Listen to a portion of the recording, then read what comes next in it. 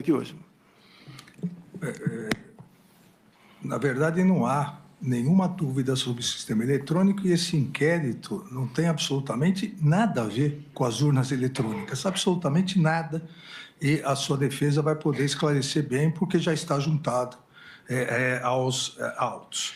Mas da live, acho que isso é o importante. Vamos a um terceiro ponto, que é também importante, citado na denúncia, se o senhor quiser esclarecer, é um ponto que, inclusive, gerou a ação de inelegibilidade no Tribunal Superior Eleitoral, que é a reunião com os embaixadores, a reunião ocorrida dia 19/7/2022. Nessa reunião, em que, na condição de presidente da República, o senhor convidou mais de uma centena de embaixadores, houve várias afirmações e vários ataques à justiça eleitoral, ao Poder Judiciário e à lisura das eleições. O senhor, obviamente, se recorda dessa reunião.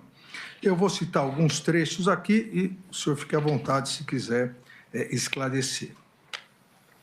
Volta essa questão do inquérito, que, como eu disse, o inquérito não tem absolutamente nenhuma ligação com as urnas.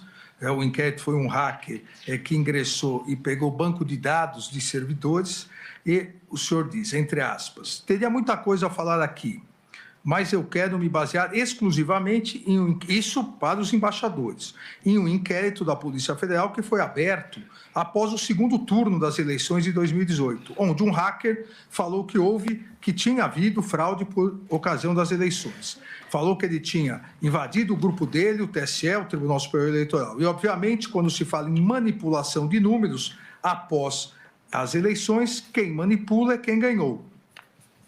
Aí também uma outra questão sobre isso. Tudo começa nessa denúncia que foi de conhecimento do Tribunal Superior Eleitoral, onde o hacker diz claramente que ele teve acesso a tudo dentro do TSE. Disse mais, obteve acesso aos milhares de códigos-fonte, que teve acesso à senha de um ministro, bem como de outras autoridades, várias senhas ele conseguiu. E, obviamente, a senhora ministra do TSE, na época, que também é do Supremo Tribunal Federal, Rosa Weber, fez com que o inquérito fosse instalado aqui, nas palavras do senhor. Ainda uma outra questão. A Polícia Federal pediu os logs, que podiam ser entregues no mesmo dia ou no dia seguinte, mas 7 meses depois, segundo o documento comigo, o TSE informou que os logs haviam sido apagados. O que o senhor acabou de dizer, o senhor disse isso aos embaixadores. É uma coisa, também entre aspas, é uma coisa que, com todo respeito, eu sou o presidente da República do Brasil e fico envergonhado de falar isso. O que é comum, acontecer em alguns países do mundo é o chefe do executivo conspirar para conseguir uma reeleição. Estamos fazendo exatamente o contrário, porque temos pela frente 3 meses até as eleições. Também, volta ao inquérito, eu tive acesso a esse inquérito um ano passado, divulguei, é um inquérito que não tem qualquer classificação sigilosa, e ao divulgar, o ministro Alexandre de Moraes abre um inquérito para me investigar sobre vazamento. As eleições, elas têm que ser totalmente transparentes, coisa que não aconteceu em 2018. Volta a dizer sobre as eleições, não poderíamos ter tido eleições em 2020 sem apuração total do que aconteceu. O sistema é completamente vulnerável, segundo o próprio TSE, e, obviamente, a conclusão da Polícia Federal. Ainda mantém a acusação de fraude ao sistema eleitoral perante os embaixadores, dizendo não era um sistema confiável porque ele é inauditável. É impossível fazer uma auditoria em eleições aqui no Brasil. Aí coloca a questão do ministro Fachin, presidente, a suspeição. Deixo claro, isso para os embaixadores, eu repito, deixo claro quando se fala em ministro Fachin, ele foi o responsável por tornar Lula inelegível. Poderia citar outros trechos, um trecho que também não é verdadeiro. O senhor disse, não é o Tribunal Superior Eleitoral quem conta os votos, é uma empresa terceirizada. Eu acho que nem precisava continuar essa explanação aqui. Nós queremos, obviamente, estamos lutando para apresentar uma saída em relação a isso.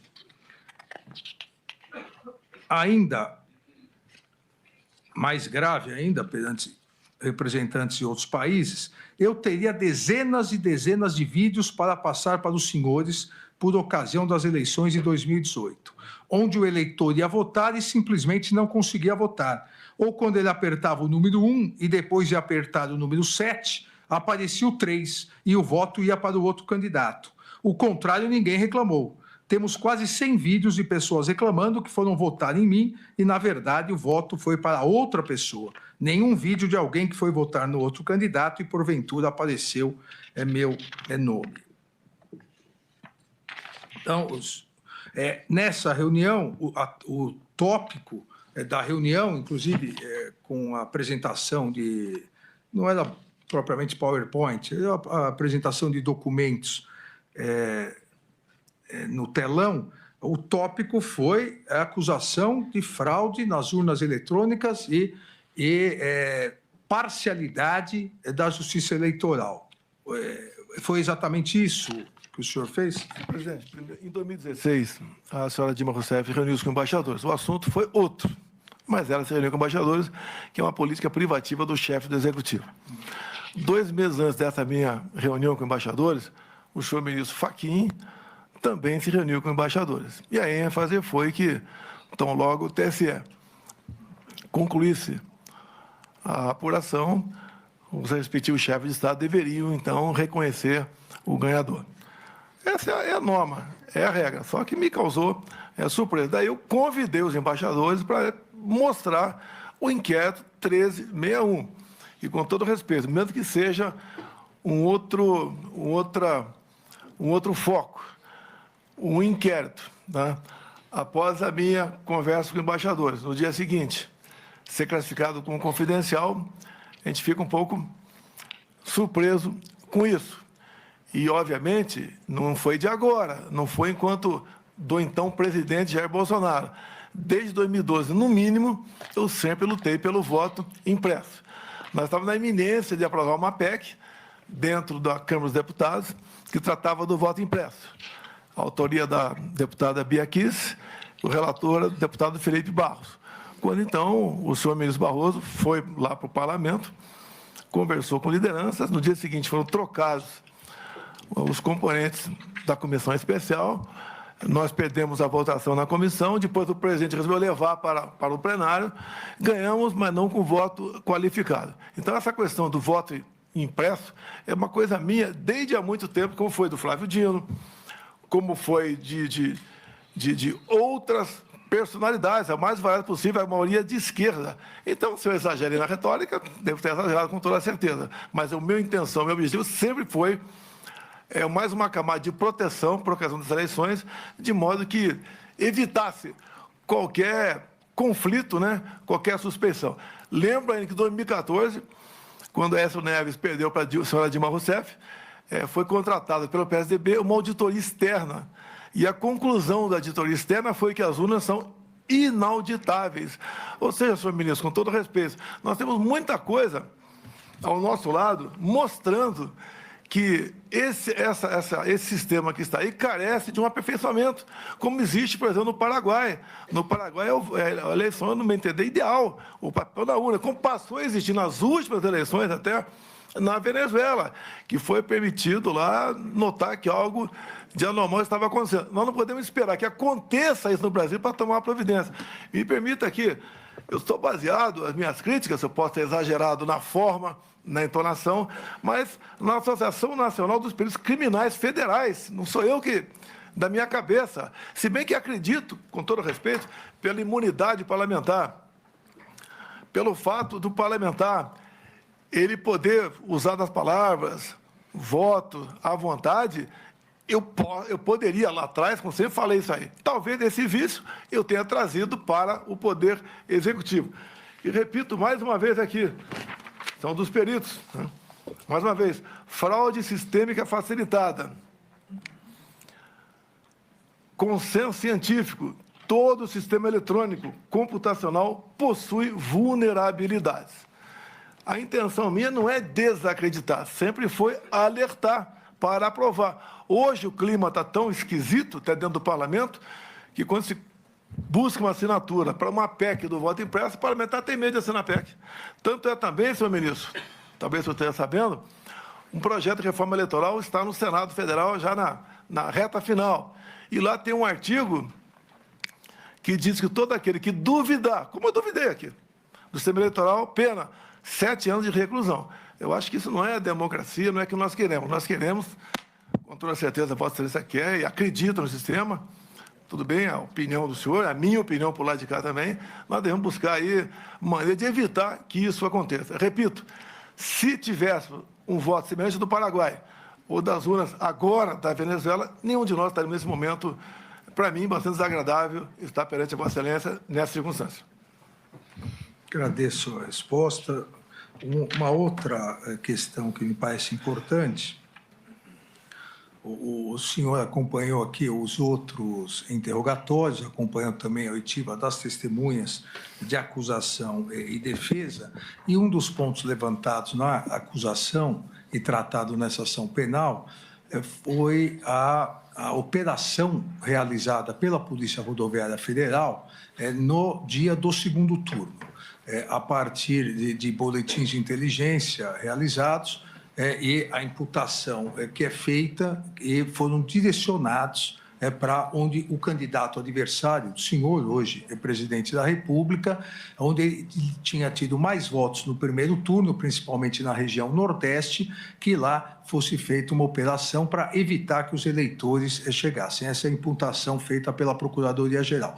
O senhor teve conhecimento dessa operação? Não, senhor. O senhor nunca conversou com isso com o ex-diretor-geral da PRF, Silvinei? Não, de vez em quando eu conversava com ele. Não, sobre isso. O que eu fiquei sabendo sobre isso, após o ocorrido, é que nenhum eleitor deixou de votar nessas regiões, é o que eu fiquei sabendo depois. Uma outra questão importante, o senhor já tocou nesse assunto, mas acho que é bom esclarecer alguns pontos.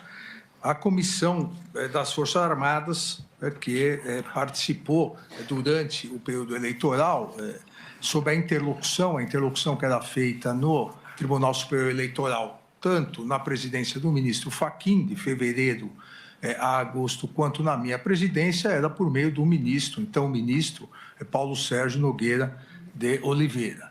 E ele foi o responsável por, digamos assim, coordenar essa comissão e levar o relatório final, as conclusões dessa comissão. O senhor mantinha contato com eles, o ministro da Defesa, sobre essa comissão? As Forças Armadas entraram na Comissão de Transparência Eleitoral. Eu era o chefe supremo das Forças Armadas. O que eu pedia sempre para o ministro da Defesa é fazer um relatório mais imparcial possível.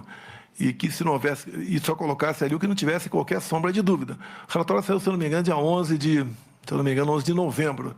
Não tinha prazo para entregá-lo. Eu acho que ele entregou no momento certo, com o seu arrazoado, que atendeu, no meu entender, a todos nós. Tem dois momentos que são importantes para esclarecer, se o senhor quiser se manifestar sobre eles. O primeiro é o momento em que o então ministro da Defesa, o general Paulo Sérgio, ele comunica ao TSE e pede uma reunião para entregar essa conclusão que teria sido já realizada pela comissão. E desmarca logo após, semanas, na verdade, isso seria uma terça-feira logo após o primeiro turno, e aí só depois do dia 9, 10 de novembro foi entregue. O senhor ficou sabendo disso? O senhor pressionou ele para que ele revisse essas conclusões? O meu relacionamento com qualquer ministro nunca foi sob pressão ou sobre autoritarismo. Em especial, posso dizer até os chefes militares, aí incluídos os comandantes, era uma relação bastante fraternal entre nós. Jamais eu pressionei, seja o ministro que for. E também, obviamente, nesse grupo aqui, o ministro Paulo Sérgio, o nosso ministro da Defesa. Então, não houve pressão em cima dele para fazer isso ou aquilo. Nós conversávamos sobre o ocorrido, né? E o relatório dele contou com o meu acordo. Mas o senhor chegou a conversar com ele logo após o primeiro turno, pedindo para que ele aguardasse o segundo turno para enviar o relatório que já estaria pronto? Não me lembro de ter agido dessa maneira, mas devia ter uma norma. Se tivesse que apresentar logo ao primeiro turno, escrito em algum lugar, ele teria apresentado. Eu acho que não existia isso lá no documento que criou a Comissão de Transparência Eleitoral. E a segunda questão importante a esclarecer sobre esse tópico, após a apresentação do relatório, das conclusões da Comissão das Forças Armadas, o Tribunal Superior Eleitoral emitiu uma nota em relação a essas conclusões. E houve uma espécie de réplica do Ministério da Defesa, dizendo que, apesar de ter entregue aquele relatório que não apontava nenhuma fraude, nenhuma vulnerabilidade, não poderia dizer que isso não poderia vir a ocorrer. O senhor chegou a conversar com o então ministro da Defesa para que ele soltasse essa nota? Eu tomei conhecimento disso, teve minha aquiescência. Agora, como diz aqui no relatório aqui da Associação Nacional de Peritos Criminais, né? Todo o sistema eletrônico possui vulnerabilidades. O que não é vulnerável hoje pode ser amanhã. Então, passou a ser uma preocupação nossa, porque estavam inseridos dentro do processo eleitoral via a comissão criada pelo ministro Barroso. O senhor teve contato com o relatório final das Forças Armadas? O ministro Paulo Sérgio mostrou para o senhor? Ele entregou, eu tomei conhecimento sem problema, não houve reação nenhuma da minha parte, nenhuma. E o senhor acreditou no relatório das Forças Armadas? Como a partir do momento que você não tem prova de nada, a gente acredita. E vamos, da minha parte, vou continuar, né, enquanto for possível, buscando colaborar com o TSE para que não haja qualquer dúvida. Pode até não ter havido nada no passado, mas a dúvida, eu acho que ela faz parte da nossa vida, faz parte da democracia, a crítica. E assim a gente vai continuar agindo, mas sem nenhuma intenção de afrontar o poder, aí, o judiciário no caso.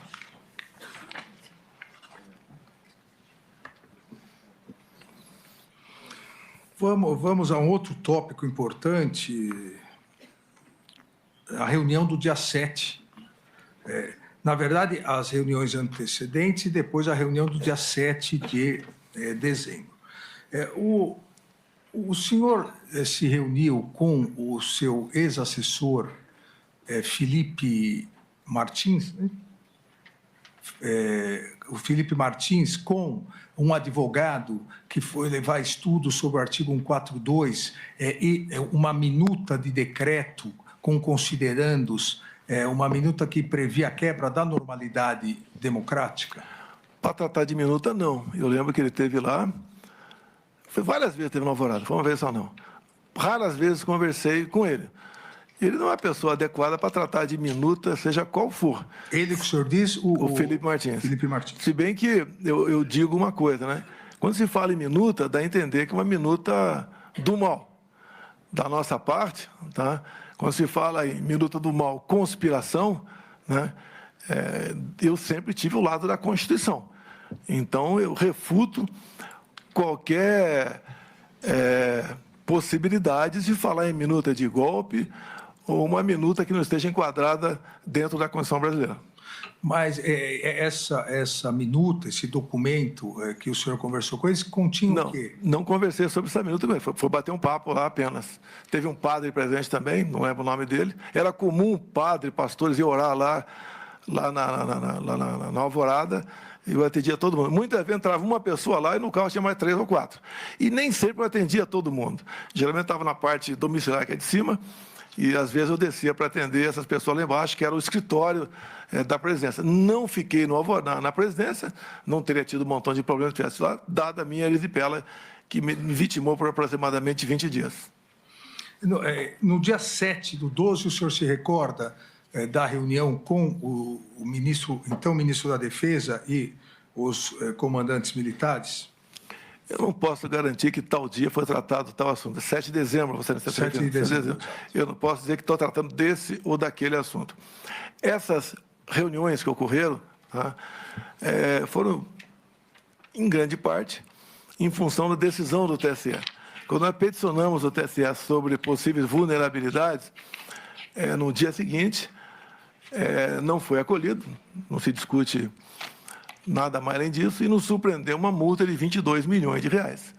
Essa multa nos abalou e, no nosso entendimento, se a gente viesse a recorrer, né, da multa ou da petição, a multa poderia ser agravada e outras coisas mais poderiam acontecer. Então, nós decidimos, então, não, pelo TSE, encerrar aí qualquer discussão sobre o resultado das eleições. Coisa que, no passado, sempre foi feito com muita constância, né, por parte de outros partidos. Conosco, nós nos vimos tolhidos ali de questionar. Poderia, se não tivesse sido a multa, a gente podia entrar mais 2, 3 petições e está encerrado o processo, não tinha mais que discutir mais nada. Agora, o senhor não se recorda da data, mas o senhor se recorda dessa reunião com o ministro Paulo, então ministro Paulo Sérgio, o comandante Freire Gomes e o almirante Garnier? Olha, o que foi conversado nessas poucas reuniões, que teve reunião para tratar de outros assuntos. Por exemplo, tratamos de GLO, porque os caminhoneiros estavam parando na iminência de parar sobre o que poderia acontecer com aquela multidão em frente aos quartéis. Então, teve reunião para tratar exclusivamente desse assunto. Conforme falou o Freire Gomes, talvez tenha sido nessa reunião, nós estudamos possibilidades outras dentro da Constituição. Ou seja, jamais saímos das 4 linhas. Como o próprio comandante Paulo Sérgio falou, que tinha que ter muito cuidado na questão jurídica, porque não podíamos fazer nada fora disso. Obviamente, a gente sabia disso. Em poucas reuniões, abandonamos qualquer possibilidade de uma ação constitucional. Abandonamos e enfrentamos aí o ocaso do nosso governo. O réu colaborador, Mauro Cid, diz que ele estava presente na reunião com o senhor, com o assessor Felipe Martins e, como o senhor lembrou também, numa das reuniões, um padre estava presente. E nessa reunião foi-lhe apresentado uma minuta, um documento com vários considerandos e algumas previsões, e o senhor teria, aqui entre aspas, nos termos utilizados pelo réu colaborador, o senhor teria enxugado essa minuta, esse documento, tendo feito algumas alterações. O senhor se recorda disso? Eu queria ter acesso a essa minuta. A minuta está nos autos. Mas não tem um cabeçalho e nem um fecho. Deve ter os considerandos ali apenas. Tá? Isso foi colocado numa tela de televisão e mostrado de forma rápida ali. Mas a discussão sobre esse assunto já começou sem força, de modo que nada foi à frente. A ideia que alguns levantavam seria um estado de sítio, por exemplo. Até ouvi o ministro Fux questionando o coronel Cid aqui, se foi assinado ou não. Estado de sítio, né, como reza a nossa Constituição. Primeiro, o senhor tem que ter um fato, obviamente, né? E depois convocar os conselhos da Defesa e da República, coisa que não foi feita. Então, quando alguns falam que foi dado o início é a convocação dos conselhos. Quem compõe esses conselhos? O presidente da Câmara, o presidente do Senado, o líder da maioria na Câmara e no Senado, o líder da maioria, indicados pela população, alguns ministros. Ninguém foi convocado para participar de uma possível início de uma proposta de sítio. E vamos supor que tivesse sido convocado. O presidente encaminharia uma mensagem para o Congresso pedindo autorização para assinar um decreto. Então, não existe a possibilidade que era o presidente assinar o decreto, porque tal comandante de força não queria, outro queria. Não existiu isso aí.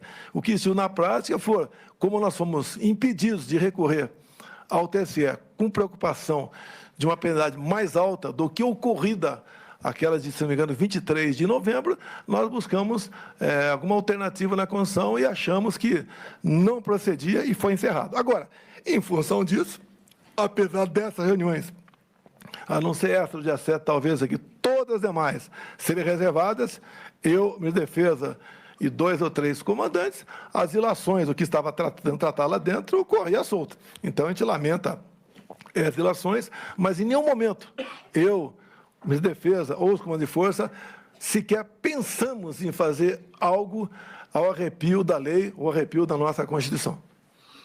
Mas eu entendi a sua resposta, mas eu gostaria de saber, até porque no dia 26 de março, agora, desse ano, em 2025, após o recebimento da denúncia do Núcleo 1, inclusive contra o senhor deu uma entrevista coletiva, e na entrevista coletiva o senhor disse que teve acesso a essa minuta, a esse documento, que leu essa minuta, esse documento. Então, eu gostaria, se for possível, desse esclarecimento.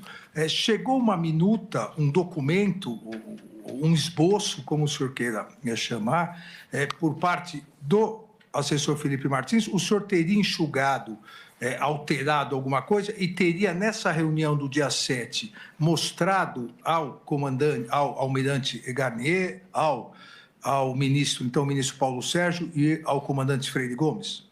Não procede o enxugamento, né? Tinha os considerandos. Tanto as informações que eu tenho que não tenho na fotografia do telefone do coronel Cid, não tem o cabeçalho, nem o fecho ali.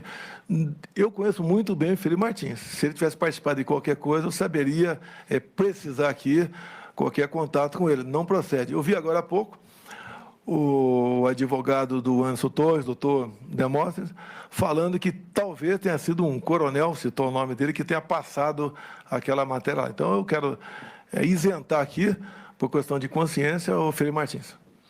Sobra o advogado do Anderson Torres é o doutor Novak, do almirante Garnier então, é o doutor Demóstenes. Eu me equivoquei, doutor Demóstenes do Garnier, desculpa. Mas, tirando aqui o Felipe Martins desse momento, mas nessa reunião o senhor mostrou ao comandante Freire Gomes algum documento, como ele disse. Foi passado na tela. Na tela. Os considerandos de forma bastante rápida ali. Não havia, da nossa parte, uma gana de procurar, mesmo sendo, vamos supor que viéssemos encontrar remotamente algo na Constituição, não existia essa vontade.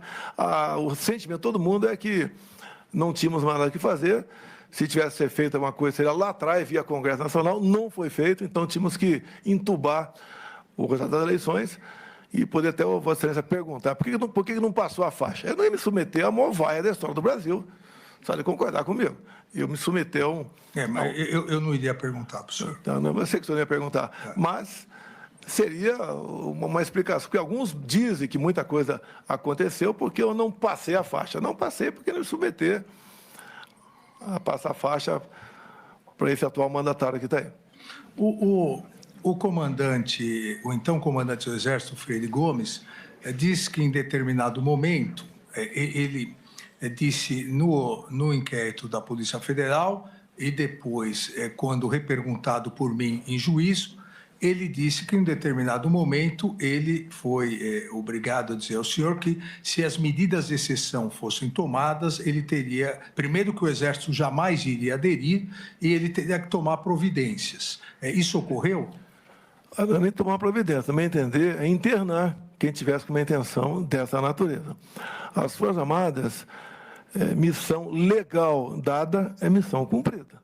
Missão ilegal não é cumprida. Agora, em nenhum momento, como vi depois nos autos,